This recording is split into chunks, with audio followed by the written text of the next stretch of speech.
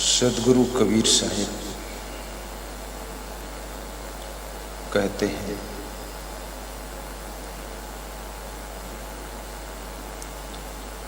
को राम रसिक रस पियोगे।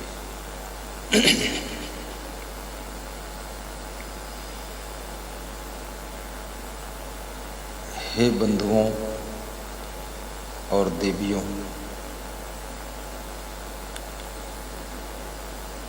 तुम में से कोई ऐसा है जो राम रस को पान कर सके?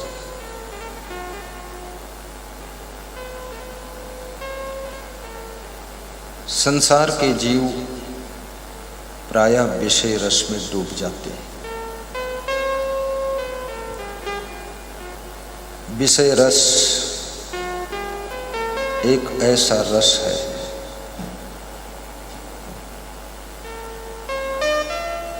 जिसमें डूब करके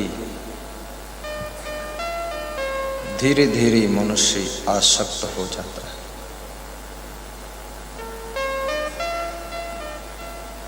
और वो आसक्ति मनुष्य को भक्ति से दूर कर देती है, जिसको आध्यात्मिक भाषा में विषयासक्ति कहते हैं। शब्द, स्पर्श, रूप, रस और गंध, ये पांच विषयों की 5 ज्ञानेंद्रियां होती हैं। कर्णेंद्री, स्पर्शेंद्री, नेत्रेंद्री, जिह्वा इंद्री और घ्राणेंद्री। घ्राणेंद्री नासिका को कहते हैं। गंध विषय का ज्यादा जीवन में स्थान नहीं है। मनुष्य जीवन निर्वाह के लिए गंध विषय का प्रयोग करता है, लेकिन रूप विषय और रस विषय और शब्द विषय और स्पर्श विषय, ये 4 विषय मनुष्य को आसक्त कर लेते हैं। शब्द विषय कान से श्रवण किए जाते हैं और कान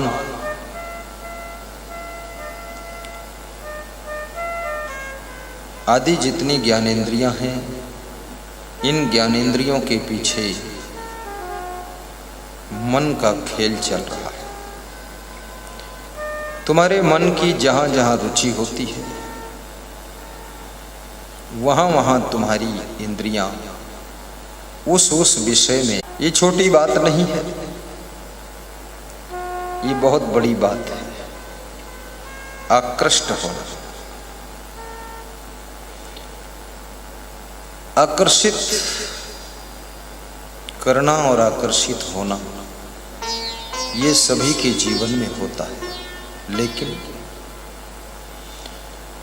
कुछ ऐसी जगहें हैं, कुछ ऐसे लोग हैं, जब तुम वहां आकर्षित हो जाते हो। शराब सस्ती है, अंग्रेजी शराब महंगी है, वहां ठंडी बियर और महंगी है, फिर उसमें बैक पाइपर, एरिस्टोक्रेट, व्हिस्की आदि आदि तमाम कैटेगरी की शराब आती है। ऐसी ऐसी शराब है जिसकी एक एक बोतल 20-20 हजार की मिलती है। 20,000 रुपये में तुम 20 पंखे लगा सकते हो। 40 कुर्सियां खरीद के आश्रम में दान कर दो तो वक्त बैठकर प्रवचन सुनो, लेकिन नहीं। शराब की आदत आपके धन को भी नष्ट करती है। धन भी गया और समय, स्वास्थ्य और धन और बुद्धि भी आपकी खत्म हो गई, क्योंकि नशे में जो व्यक्ति धुत पड़ा है उसकी बुद्धि ठीक से काम नहीं करती, बुद्धि भ्रष्ट हो गई। अब नशा केवल शराब का नशा ही नशा नहीं है, और इससे भी बहुत छोटे छोटे नशा हैं। तंबाकू का नशा, हुक्का पीने का नशा,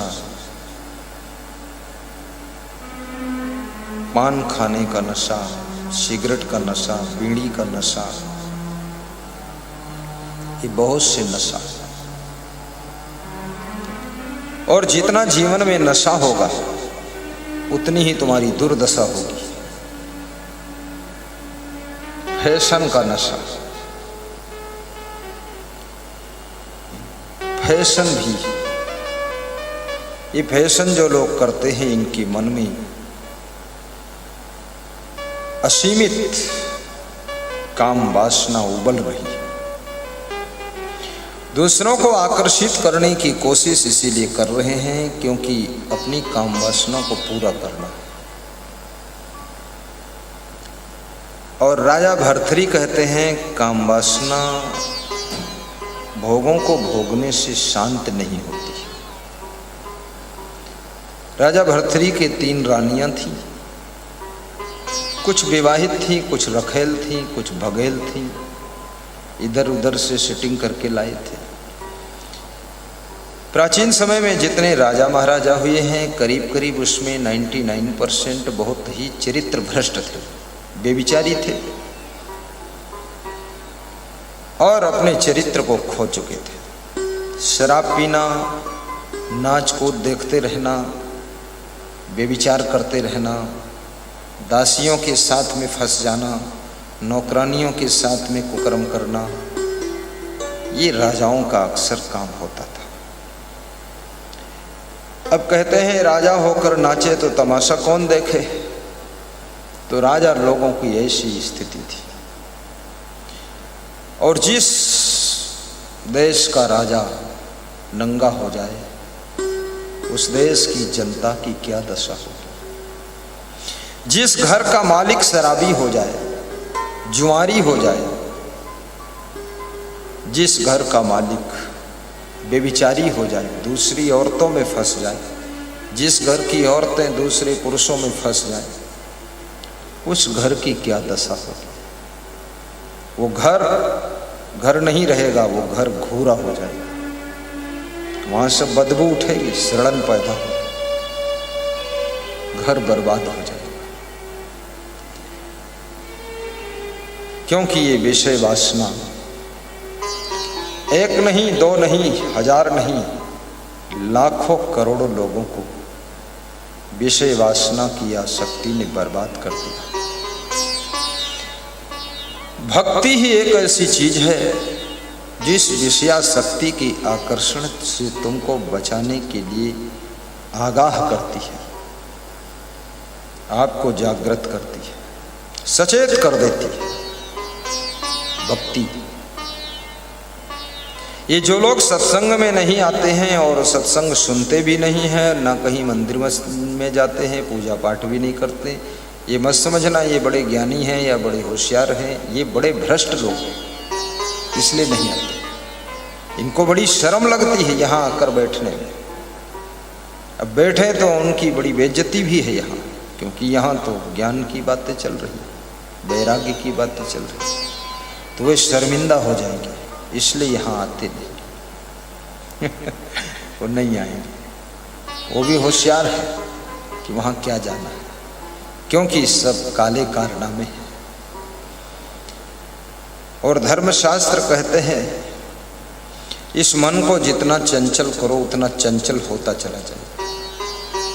ये मन बिना पेंदे की बाल्टी जैसा है। बिना पेंदे की बाल्टी में कितना ही पानी भरो वो कभी बाल्टी भर नहीं सकती, क्योंकि उसमें पेंदी नहीं है, तली है ही नहीं। ऊपर से जितना डालते उतना नीचे निकलता चला जाता है। ऐसे ही तुम्हारा मन बिना पेंदे की बाल्टी है, ये भर नहीं सकता है।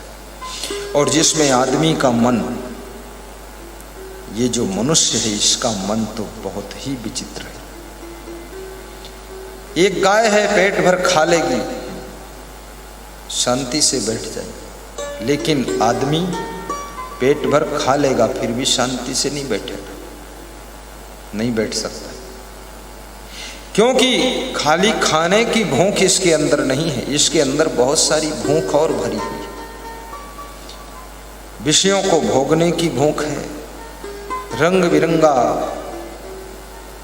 इधर उधर का दृश्य देखने की भूख है, रसीले मीठे मीठे गीत गाने सुनने की भी भूख है, फिर इसके अंदर विचित्र विचित्र स्वाद लेने की भूख है। सब खाने के बाद एक पान खा लेता है, 2 लौंग खा लेता है, 2 इलायची खा लेता है, कुछ न कुछ वो मुंह में डाल लेता है।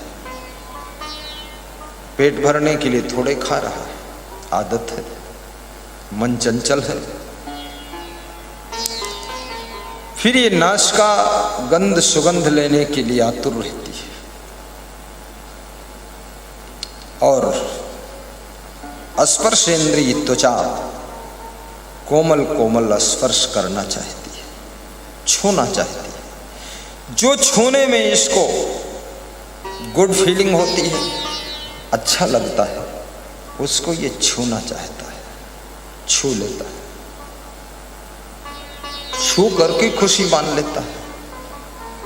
लेकिन जिस चीज को तुम छू रहे हो और खुशी मान रहे हो, जिस चीज को कानों से सुनकर खुशी मान रहे हो, जिस चीज को आंखों से देख करके, दृश्यों को देख करके तुम खुशी मान रहे हो, और जिस चीज को सूंघ कर तुम खुशी मान रहे हो, और जिस चीज को चख करके तुम खुशी मान रहे हो, याद रखना,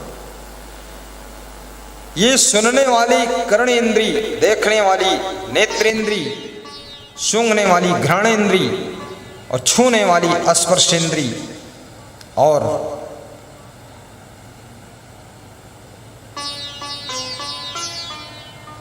आपकी सभी इंद्रियां भी धीरे धीरे शिथिल हो जाएंगी और जिन दृश्यों को देख करके तुम्हारा मन चंचल होता था, वे दृश्य भी परिवर्तन हो जाएंगे। ये पहाड़ जैसा आज दिख रहा है, 10 वर्ष बाद वैसा नहीं दिखेगा।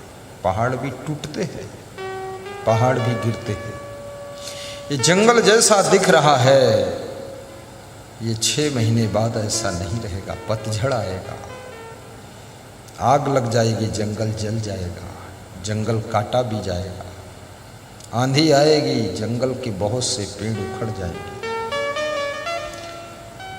तो जो भी विषय है वो भी परिवर्तनशील है, विषयों को भोगने वाली इंद्रियां भी परिवर्तनशील है। एक समय ऐसा आता है कि तुम्हारी आंखों से कुछ दिखता नहीं है, कानों से कुछ सुनाई नहीं देता है, नाक से तुम कुछ सूंघ नहीं पाते हो, तुम्हारी त्वचा को कोई छूता है, हाथ को तुम जान नहीं पाते हो, तुम्हारी चमड़ी शून्य हो गई। सीधे बैठो, तुम्हें सभ्यता सीखो। तुम ये बेडरूम नहीं है, विवेक नहीं है, ठीक से बैठो। यहाँ अनुशासन रहता है। ये महादानियों की सीट है और ज्ञानियों की सीट है। ऐसा नहीं है कि जो आए इस पर लुढ़क जाए, सोता रहे। तुम दानी हो कि नहीं, ज्ञानी हो कि नहीं, दोनों श्रेणी में नहीं आते, लेकिन बैठे रहो शांति से, लेटना मत। ऐसे ऐसे लोग विचित्र हैं, वो मेरे सामने भी सो जाएगा, लेट जाएगा, लुढ़क पुढ़क कर देगा। ठीक से बैठे रहो, कोई बात नहीं। जो लोग आगे बैठते हैं उनको काफी सावधानी से बैठना चाहिए, डिस्टर्ब होता है गुरु जी को। हर आदमी को यहाँ बिठाए मत करो, ये समझदारों की सीट है ना। ज्ञानी या दानी बस 2 ही आते, साहिब बंदगी। सीधे बैठा करो ऐसे। हाँ, बात को समझो, ये सूक्ष्म प्रसंग है। साहिब बंदगी,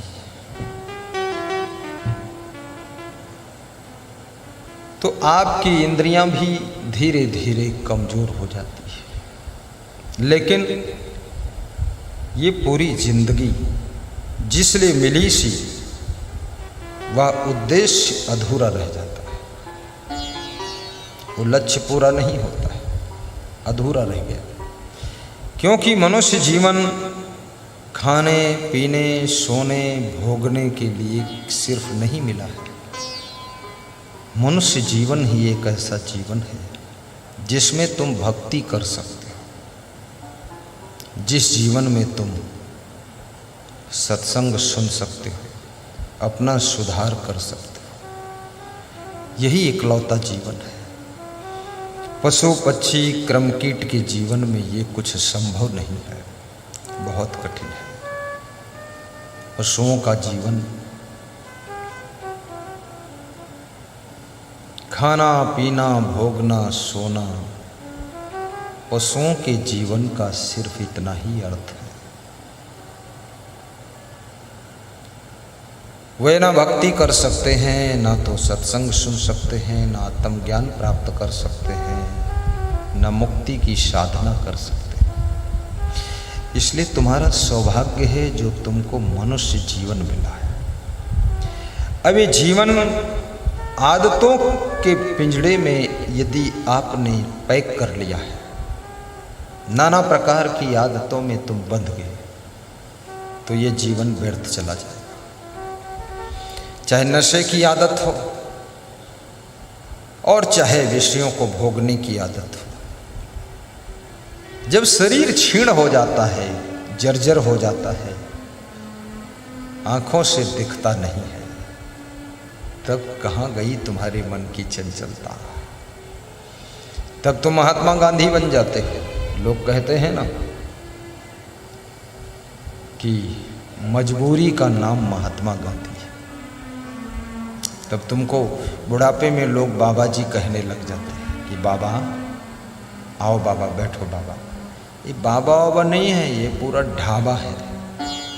इसके अंदर सब बहुत खुराफात भरी थी।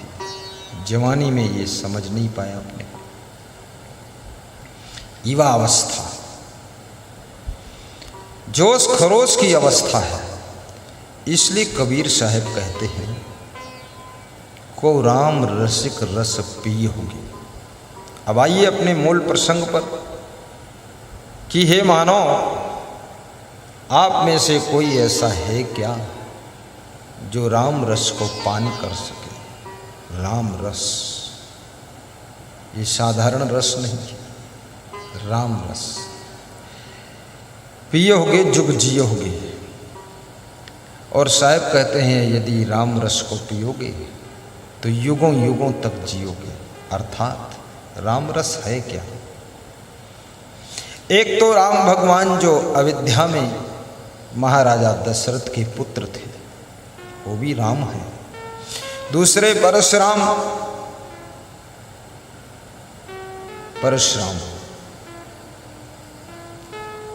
वो भी महात्मा थे और भगवान थे। तीसरे बलराम, ये कृष्ण भगवान के भाई थे, ये भी थोड़ा भगवान थे, पूरा नहीं थे भले ही। बलराम, बहुत से राम हैं। लेकिन यहां कबीर किस राम रस को पीने की बात कर रहे हैं? यहां केवल राम की बात नहीं है, न बलराम की बात है, और ना तो केवल परशुराम की बात है। यहां राम रस की बात है। तो ये रस क्या है, इसको जरा गहराई से समझो। ये रस क्या है? जैसे गन्ना और गन्ने का रस दोनों अलग अलग है। गन्ना मतलब उसके साथ में खोई भी है, रस भी है, अगौरा भी है, सब है, उसकी जड़ें भी हैं, उसको गन्ना बोलते हैं। लेकिन गन्ने का रस, अब उसमें ना अगौरा है, ना खोई है, ना उसका चूर है, ना उसकी जड़ें हैं। अब उसको पेर दिया गया कोल्हू में, फिर जो निकला उसे रस कहते हैं। और रस को और पका दिया तो गुड़ बन गई, और केमिकल डाल करके कुछ रिएक्शन किया गया तो शक्कर बन गई। देखो कितनी बड़ी बात है। 1 कुंटल गन्ने की कीमत 300 रुपये और 1 किलो गुड़ की कीमत 25 रुपये 30 रुपये और 1 किलो शक्कर की कीमत लगभग 40 रुपये। 4000 रुपये कुंटल शक्कर है और 300 रुपये कुंटल गन्ना है। और ये शक्कर कहीं डायरेक्ट नहीं आई, ये गन्ने से ही बनी। लेकिन गन्ना शक्कर कैसे बना, उसको बहुत तपना पड़ा। गन्ना खुद को कोल्हू में पिरवाने के लिए तैयार हो गया। याद रखना, तुम यदि कीमती बनना चाहते हो तो सबसे पहले कोल्हू में पिरवाने के लिए खुद को तैयार करिए। कोल्हू में पेरे जाओगे तो तब कीमती बनोगे। कोल्हू चल रहा यहाँ, इस संसार में बहुत कोल्हू चलते हैं। और फिर उस रस को खौलाया जाता है 100 डिग्री से ऊपर, 200 डिग्री पर भी खौलाते हैं। जो उसमें जल का भाग वो जल जाता है, जल जाता, भाप स्टीम बनकर निकल जाता है। फिर केमिकल डाल करके और शक्कर तैयार होती है। ये बड़ी लंबी प्रक्रिया है। इसके लिए सैकड़ों एकड़ में फैक्ट्री लगती है, इसकी मशीनें लगती हैं, तब शक्कर बनती है। तुम ऐसे साधारण हो तो समझ लो गन्ने जैसे, लेकिन शक्कर बनने के लिए तुमको, कीमती बनने के लिए, उपयोगी बनने के लिए गन्ने की तरह तुमको बहुत तप करना पड़ेगा, बहुत सहनशीलता रखनी पड़ेगी, बहुत गम खाना पड़ेगा, बहुत सावधान रहना पड़ेगा। तो ये राम रस, गन्ने का रस, नींबू का रस, रस तो बहुत है दुनिया में, लेकिन कोई रस आपके जीवन को सुख और शांति नहीं दे सकता है। नींबू का रस आपकी भूख को बढ़ा सकता है, आपके पेट के अंदर गैस को खत्म कर सकता है, पाचन को बढ़ा सकता है। गन्ने का रस आप पियोगे, आपकी भूख को तृप्त कर सकता है, एनर्जी दे सकता है, लेकिन आपको सुख शांति नहीं दे सकता है। राम रस और दुनिया के समस्त रस में इतना ही फर्क है। दुनिया के सभी रस आपको स्वास्थ्य दे सकते हैं, स्वस्थ रहने में मदद कर सकते हैं, पेट को भर सकते हैं, शक्ति प्रदान कर सकते हैं, लेकिन राम रस आपको भक्ति और मुक्ति प्रदान करता है। इसलिए राम रस श्रेष्ठ रस होता है। अब राम रस है क्या, जिसको पीने के लिए कबीर साहब कहते हैं? बड़ा तर्कपूर्ण विषय है ये। जब राम का नाम हम लेते हैं तो आपको तुरंत स्मृति पटल पर आ जाता है कि अयोध्या के दशरथ जी के पुत्र राम। बस तो राम को क्या पी जाओगे? अरे वो राम भगवान जो दशरथ पुत्र थे उनको पीने के लिए कबीर साहब थोड़े कहते हैं, लेकिन कबीर साहब कहते राम रस।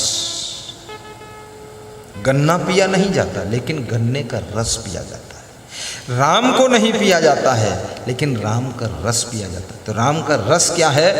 राम का रस उनके अच्छे अच्छे गुण, जो उनके गुण हैं, वही रस है। पान करने का मतलब यह है कि राम के गुणों को अपने जीवन में चरितार्थ करना, उतार लेना, राम के गुणों से अपने जीवन को विभूषित करना, यही राम रस का पान करना है। विस्तृत व्याख्या है इसकी, राम रस। अब उसके अंतर्गत तुम रामायण को पढ़ो, ये भी राम रस है। राम की रामायण राम रस है। कबीर का बीजक, ये भी राम रस है, क्योंकि एक आत्मा राम भी है। जिस ग्रंथ से, जिस पंथ से, संत से, जिस वाणी से, जिस ज्ञान से, जिस ध्यान से, जिस भक्ति से और जिस तौर तरीके अंदाज से इस आत्मा का कल्याण होता है, आत्मा को शांति मिलती है, तो समझ लेना वो आत्मा राम के लिए वही रस है, और वो रस अगर पान कर लिया तो वही राम रस है, और राम रस पीने के बाद में तुम्हारा मन बस में हो जाता है। थोड़ा जोरदार ताली भी बजाया करो, सुस्त नहीं बैठना चाहिए, जोरदार। अच्छा है, प्रेम से बैठो सब लोग, विराजिए। को राम रसिक रस पियहुगे। बहुत बड़ी बात है, रसिक शब्द का प्रयोग किया गया। कौन राम रस पिएगा? जो राम का रसिक होगा। शराब का रसिक शराब को पीता है, औरत का रसिक जगत के विषयों को भोगता है। जो औरतें पुरुष की रसिक हैं वे सब विषय भोग में लगी रहती है, और जो सिनेमा का रसिक है पिक्चर देखता रहता है, मूवी देखता है, दुनिया भर का बकवास देखता रहता है। आप किस चीज के रसिक हो, ये बड़ी महत्वपूर्ण बात है। दुनिया में हर चीज है, मार्केट चले जाइए, सब प्रकार की दुकानें लगी हैं, लेकिन हर प्रकार की दुकान पर जाकर के हर प्रकार का सामान तुम नहीं खरीदते हो। तुम वही सामान खरीदते हो जिस सामान के तुम रसिक हो। बीड़ी, सिगरेट, तंबाकू सब बिक रहा है, लेकिन तुम बीड़ी के रसिक हो तो बीड़ी खरीद लेते हो, तो सिगरेट नहीं खरीदते हो। तुम बोल देते हो छोटा बालक एक बंडल दे दीजिए, दे देता है, पी लेते हो बीड़ी।